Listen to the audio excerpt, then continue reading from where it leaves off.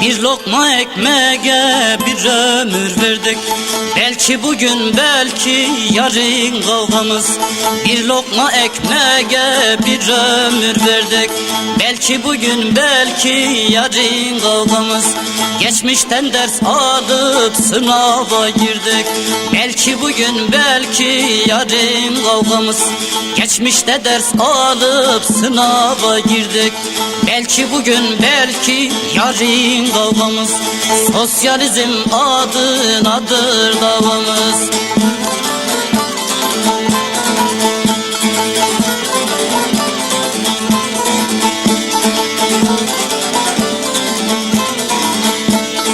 Yüreğime indi yokluktan sancı, kanlara doymayan kan içen kancı.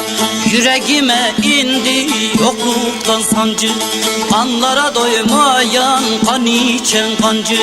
Bizler bir hancıyız, sizde kervancı.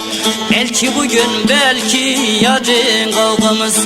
Sosyalizm adınadır davamız.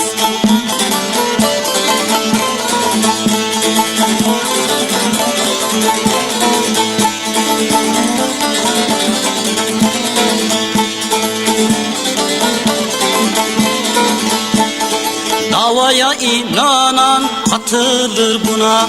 Sınıf savaşında durulur yana. İşte göz önünde faşizm tamam. Belki bugün belki yarın kavgamız.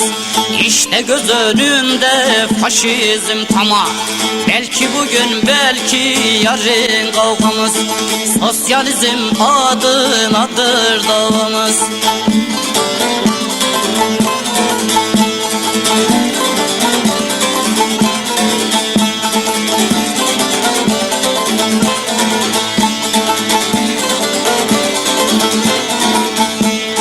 Cephe platformu halka sunuldu. Ernurşan'e doğru yolu bulundu. Halk cephesi yurdumuzda kuruldu. Direniş cephesi temel atıldı. Belki bugün belki yarın kavgamız. Sosyalizm adınadır davamız. Belki bugün belki yarın kavgamız.